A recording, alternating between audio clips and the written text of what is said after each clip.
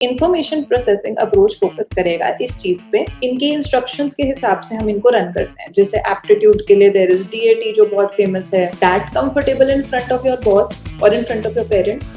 सो ये हो सकता है आपके पेरेंट्स के साथ आपकी पर्सनैलिटी बहुत अलग है।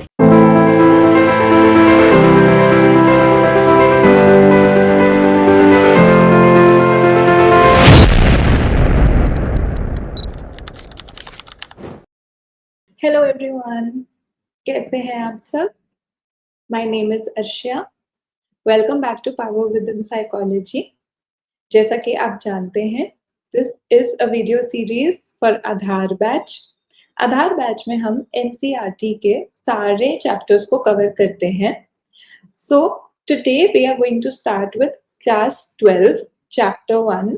The name of the chapter is Variations in Psychological Attributes. So let us begin with this chapter. So first of all, I would like to tell you कि इस chapter के अंदर क्या-क्या cover होता है.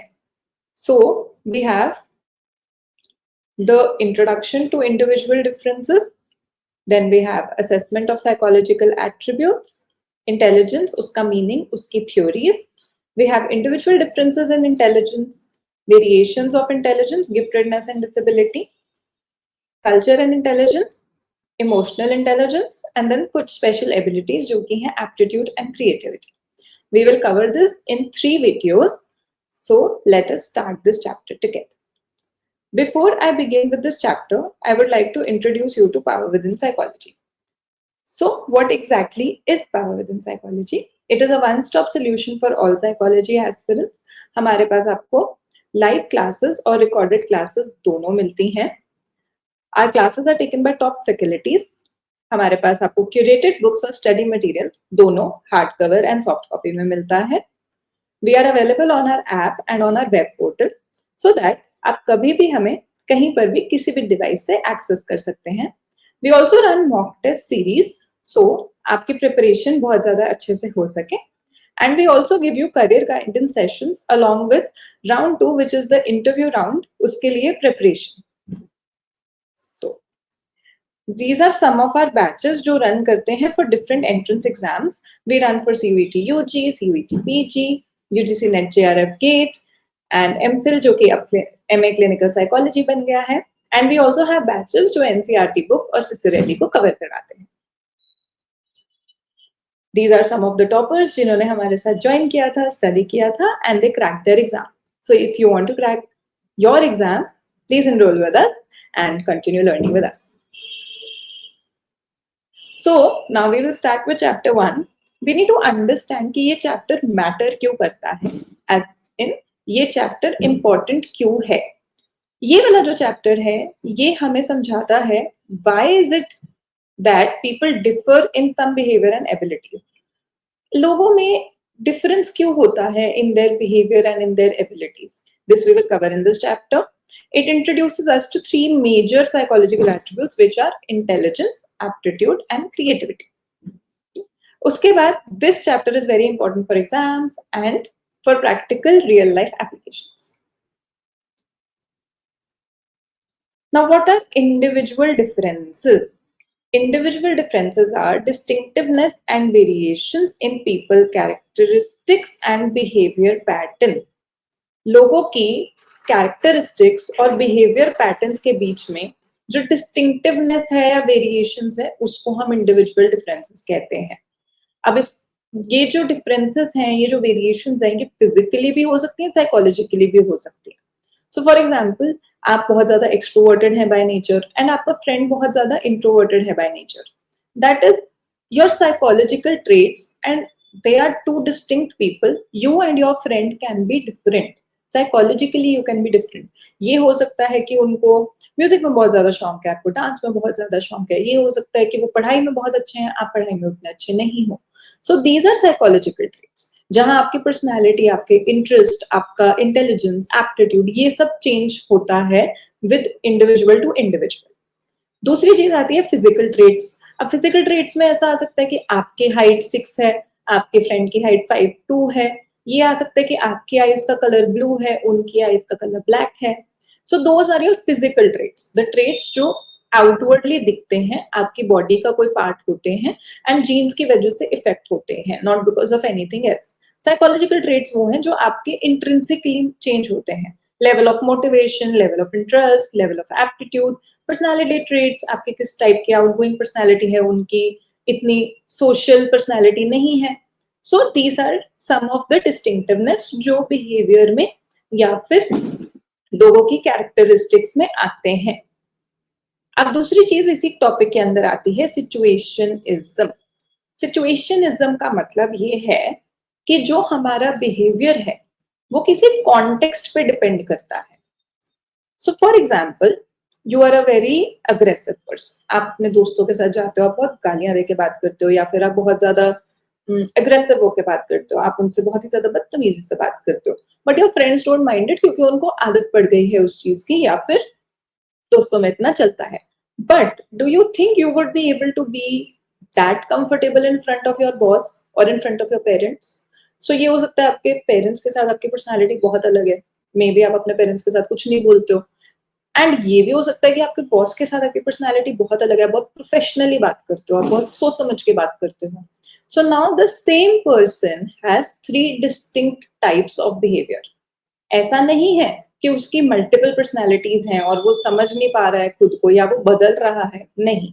इट इज जस्ट दैट कि जो context है हम उसके हिसाब से अपने बिहेवियर को मोल्ड कर रहे हैं, which is a right thing to do, it is not at all wrong. इसकी इंपॉर्टेंस ये है कि हर इंडिविजुअल जो है, they are a unique combination of traits, they have a unique combination of traits and we know how to use those traits in different context. So that is situationism. अब आते हैं हम assessment of psychological attributes पे। Now what is assessment? Assessment का मतलब होता है when we want to measure and evaluate something, some psychological attributes, scientific methods को use कर।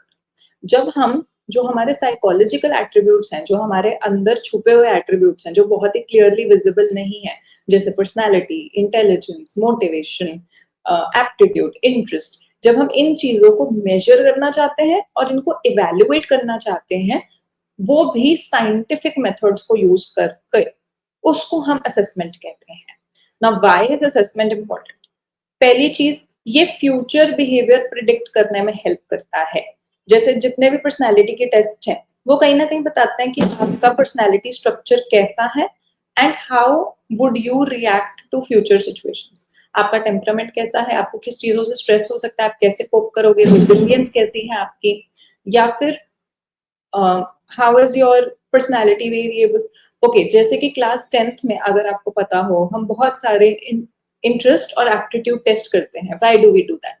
सो दैट आपको करियर के लिए सही गाइडेंस मिल सके, because aptitude and interest test आपके साइकोलॉजिकल मोटिवेशन को मेजर करते हैं और फिर वो बताते हैं कि आप फ्यूचर में किस किस रोल में खुश रहोगे।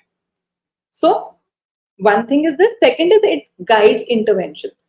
सपोज हमने आईक्यू का टेस्ट रन किया, आपको पता चल गया है कि किसी का आईक्यू थोड़ा सा कम है। इट्स नॉट दैट कि आप उसको लेबल करोगे या आप उसको बुली करोगे, नहीं।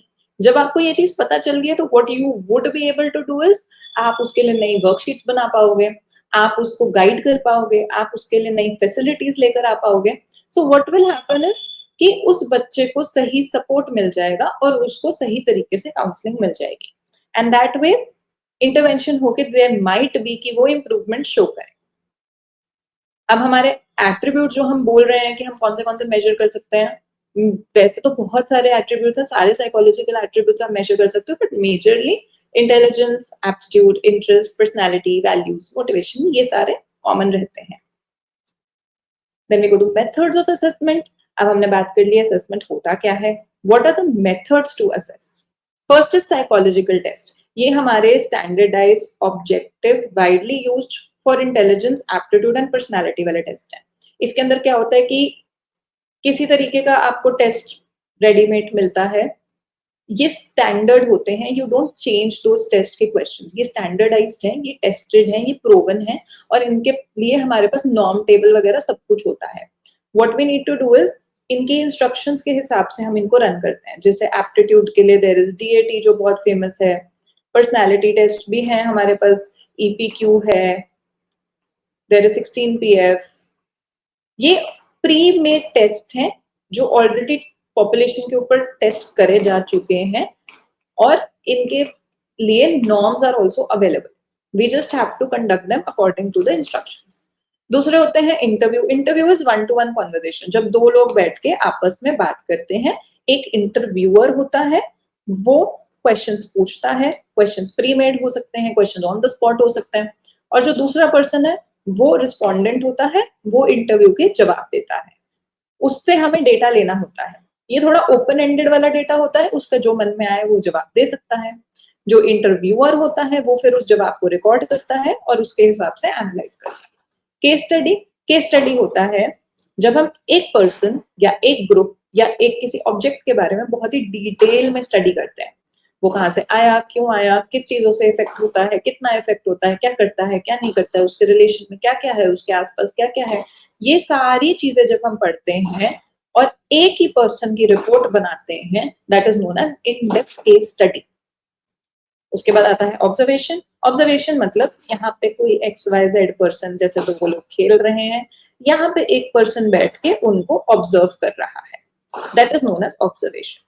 ऑब्जर्वेशन इज बेसिकली जब आप रियल टाइम में किसी चीजों का बिहेवियर देखते हो कि ये लोगों का बिहेवियर कैसा है, without manipulating them, without telling them कि आई एम ऑब्जर्विंग यू। कभी कभार उनको पता होता है, कभी कभार नहीं पता होता है, you just observe what is happening in the real time. फिर आता है सेल्फ रिपोर्ट। सेल्फ रिपोर्ट मतलब आप खुद की एक जर्नल या एक डायरी मेंटेन करके रखते हो एंड उसके अंदर आप अपने थॉट्स एज दे कम आप वो नोट करते हो। अब ये जो थॉट्स हैं, फीलिंग्स हैं, ये आप थेरेपिस्ट से भी डिस्कस कर सकते हो या फिर आप इंट्रोस्पेक्शन यूज कर इनको स्टडी कर सकते हो। Both the methods are okay. Then we come to intelligence. Now what is intelligence? Intelligence is जो हम डेली बेस में समझते हैं इंटेलिजेंस को, वो है कि जल्दी से आप कोई चीज लर्न कर पा रहे हो, आप अलर्ट रह रहे हो, आप प्रॉब्लम सॉल्व कर सकते हो। बाकी जो है they are definitions given by someone. Binet ने इंटेलिजेंस की डेफिनेशन दी है, द एबिलिटी टू जज, अंडरस्टैंड, रीजन वेल। एबिलिटी किसी चीज को जज करने की कि ये ऐसा है, ये ऐसा है, उस चीज को समझने की और अपनी रीजनिंग लॉजिक वाली रीजनिंग सही से लगाने की, ये चीज ऐसी है तो क्यों है, लॉजिक लगाना। वेशलर, it is the ability to think rationally, act purposefully, deal effectively with the environment. Rationally सोचना, purposefully act करना, किसी रीजन से एक्ट करना और अपने environment से अच्छे से एडजस्ट करना। अभी मॉडर्न व्यू में इंटेलिजेंस जो है उसकी डेफिनेशन थोड़ी ना अडेप्टेशन के ऊपर चली गई है। इंटेलिजेंट वो लोग कंसिडर करे जाते हैं जो जल्दी से अपने एनवायरनमेंट से अडेप्ट कर जाएं और अपने एनवायरनमेंट को अपने हिसाब से शेप कर ले, वो लोग इंटेलिजेंट कंसिडर करे जाते हैं। ऑक्सफोर्ड डिक्शनरी ने क्या बोला है? Intelligence is the power of perceiving, learning, understanding and knowing. किसी चीज का सही मतलब समझना इज परसीविंग, लर्निंग इज किसी चीज को याद रखना, अंडरस्टैंडिंग किसी चीज को समझना और नोइंग किसी चीज के बारे में जानना। Now I would like to introduce you to two of our batches. The first batch is for CUET UG. ये बैच स्टार्ट हो चुका है। इसके अंदर आपको लाइव क्लासेस, रिकॉर्डेड क्लासेस दोनों मिलेंगी, डिजिटल स्टडी मटेरियल मिलेगा, पर्सनलाइज्ड डाउट क्लासेस भी मिलेंगी, हमारे पास प्रीवियस ईयर क्वेश्चंस और मॉक टेस्ट मिलेंगे and we would also prepare you for your interview. ये CUET UG 2026 को टारगेट कर रहा है एंड ये हमारा बैच ऑलरेडी स्टार्ट हो चुका है। So if you want to enroll into this batch, you can check it out on our website and you can also check it out on our app and you can enroll in it quickly so that आप कुछ भी miss ना करो। The other batch is Lakshaya 2026. This is for CUET PG. Again, आपको live classes मिलेंगी, recorded classes मिलेंगी app पे, website पे। इसके अंदर आपको physical and digital study material दोनों मिलेगा, mock test series, personalized out classes, interview की preparation और previous year questions and mock test will obviously be there. So this batch is about to start very quickly. So if you want to enroll into it, website या app check out करो and you can enroll into it quickly so that आप कुछ miss ना करो। Now, theories of intelligence overview. अब दो तरह के मेन अप्रोचेस हैं थ्योरीज ऑफ इंटेलिजेंस को देखने की. The first is the psychometric approach. Psychometric approach जो है वो फोकस करता है on intelligence as a combination of abilities. वो ये देखता है कि इंटेलिजेंस का स्ट्रक्चर क्या है, how does intelligence work, what is the structure of intelligence. जो इंफॉर्मेशन प्रोसेसिंग अप्रोच है ना, वो प्रोसेस देखता है इंटेलिजेंस का. वो देखता है कि जो ये प्रॉब्लम सॉल्विंग है और रीजनिंग है which are part of intelligence, तो ये वाले जो प्रोसेसेस हैं ये फंक्शन कैसे करते हैं. How does intelligence work. जब हमारे पास कोई डाउट आता है या जब हमारे पास कोई प्रॉब्लम आती है तो उसको रिजॉल्व करने के लिए how does all of this work. This is what this approach focuses on. अब मैं आपको एक एग्जांपल देती हूँ इसको समझने के लिए. सो सपोज करो कि there is a Rubik cube.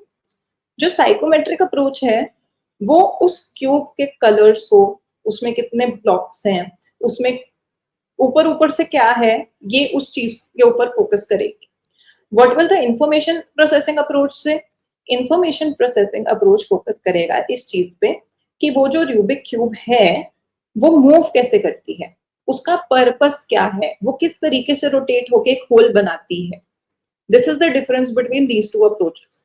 दोनों ही इंटेलिजेंस को देख रही हैं बट इनका व्यू पॉइंट अलग है. अब हम करते हैं थ्योरीज ऑफ इंटेलिजेंस स्टार्ट. हम वन बाय वन सारी थ्योरीज को कवर अप करेंगे, some in this class, some in the next video. So Binet theory सबसे पहली थ्योरी है which is also known as the one factor theory. Binet ने बोला था ही was the first psychologist to measure intelligence formally. उसने वन फैक्टर थ्योरी प्रपोज करी थी. उसने बोला था कि इंटेलिजेंस जो है it is a single set of abilities जो प्रॉब्लम सॉल्विंग में काम आता है. उसने बोला था एक जनरल फैक्टर है, the general factor is responsible for intelligence. हम सबके अंदर वो जनरल फैक्टर होता है, किसी में कम किसी में ज्यादा, बट ये एक ही जनरल फैक्टर है जो इंटेलिजेंस को इम्पैक्ट करता है. और उसने मेंटल एज का भी कॉन्सेप्ट दिया है. This is what beneath said. इसके बाद आती है स्पीयरमैन की टू फैक्टर थ्योरी. स्पीयरमैन की थ्योरी बिनेट के बाद आई थी. स्पीयरमैन ने बोला कि एक जनरल फैक्टर होता है, बिनेट ने सही कहा, लेकिन साथ साथ एक स्पेसिफिक फैक्टर भी होता है एक पर्सन के अंदर. जो जी फैक्टर है, the general factor, that is common ability जो सारे टास्क में यूज होती है, जैसे कि reasoning, comprehension, mathematical skills, spatial skills, जो हमारी जनरल एबिलिटीज में यूज होती है, that is the G factor. इसके साथ साथ कुछ टास्क से रिलेटेड एक स्पेसिफिक एबिलिटी होती है, जैसे musical skill, mathematical skill, mechanical skill, spatial skill, numerical skill, verbal skill, ऐसी अलग अलग भी एक आधी होती है. सो सपोज आप हो, जनरल फैक्टर तो आप में भी है, मुझ में भी है, लेकिन आप बहुत अच्छे स्पोर्ट्स पर्सन हो, तो आपकी बॉडीली काइनेस्थेटिक वाली जो है that skill is very high.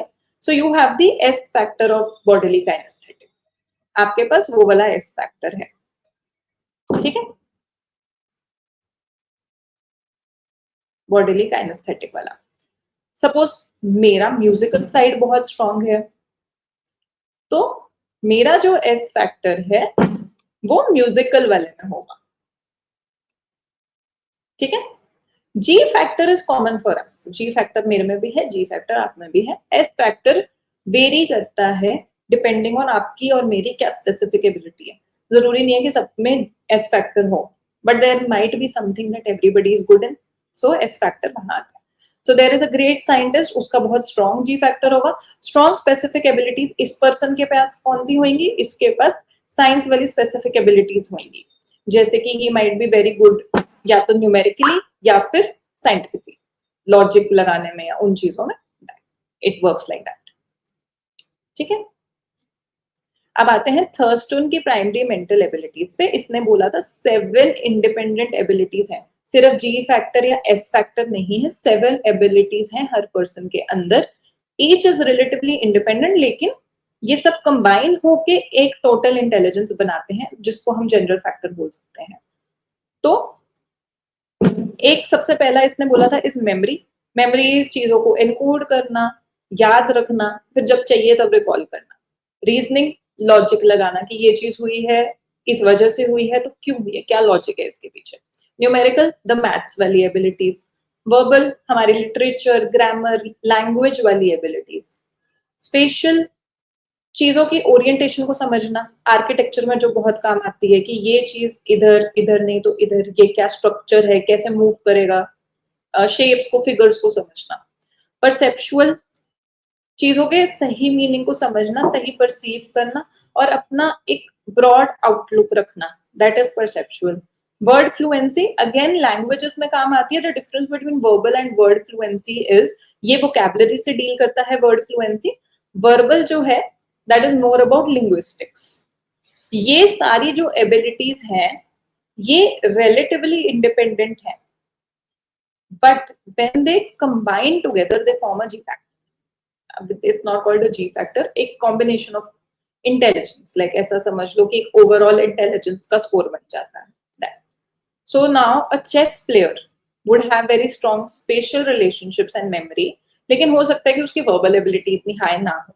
Similarly अगर कोई scientist है तो उसका numerical, spatial memory बहुत high हो सकता है उसका verbal and word fluency ना हो। कोई author है उसका verbal और word fluency बहुत high होगा, जरूरी नहीं है कि उसका numerical और memory भी बहुत high है।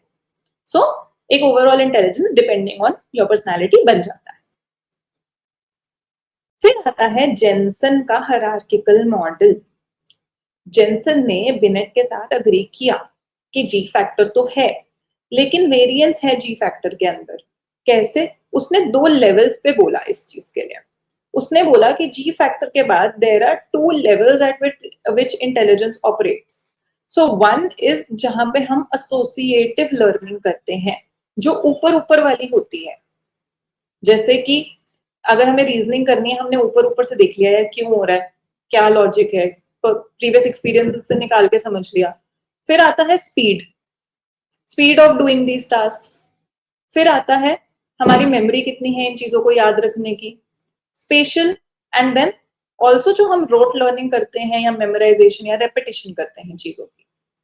फिर आता है लेवल 2 जिसपे हमारा बनता है cognitive competence, why do we pick up things, जो हमारे higher order problem solving decisions है। जैसे कि डिसीजंस कैसे लेते हैं हम, प्रॉब्लम कैसे सॉल्व करते हैं हम, ये वाली चीजें हमारी लेवल 2 में आती है। तो जैसे कि लेवल 1 के अंदर आएगा मल्टीप्लिकेशन टेबल्स को याद रखना, लेवल 2 पे आएगा इन्हीं मल्टीप्लिकेशन टेबल्स को वर्ड प्रॉब्लम्स में यूज करना, which is a higher order process. अब हम कुछ प्रैक्टिस एमसीक्यूज करेंगे। Which of the following best defines intelligence according to Wechsler? Capacity to learn from experience, aggregate of cognitive abilities, ability to judge, understand and reason, and global and aggregate capacity to think rationally, act purposefully and deal effectively with the environment. यहाँ पे क्या है? This is not the complete definition of intelligence, तो eliminate करके सबसे पहले तो इसको साइड में निकाल के रख दो। उसके बाद ability to judge, understand and reason, ये बिनेट ने दिया है। ये है वेशलर की definition. How do you remember it?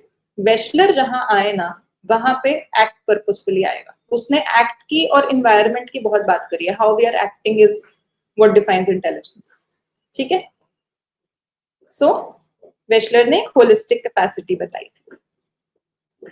Arthur Jensen के हिसाब से intelligence can be divided into fluid and crystallised intelligence, analytical, creative and practical intelligence, level 1 level 2 abilities, verbal and non verbal abilities. ये हमने अभी किया है। Jensen का hierarchical model, उसने इंटेलिजेंस को 2 हायरार्कीज में डिवाइड किया है, so level 1 and level 2।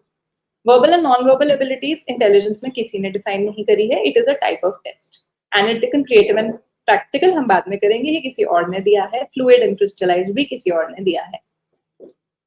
So Jensen जब आए, जेनसन का लेवल 1 एंड लेवल 2 एबिलिटीज होता है। लेवल 1 में हम एसोसिएटिव रोट लर्निंग करते हैं, लेवल 2 में हम कॉन्सेप्चुअली चीजों को लर्न करते हैं। एब्स्ट्रैक्ट थिंकिंग, प्रॉब्लम सॉल्विंग इसका पार्ट बन जाता है। Thank you so much for staying connected in this video. Keep learning, keep growing, and stay connected with these series. Stay connected to the Aadhaar Batch. Thank you so much.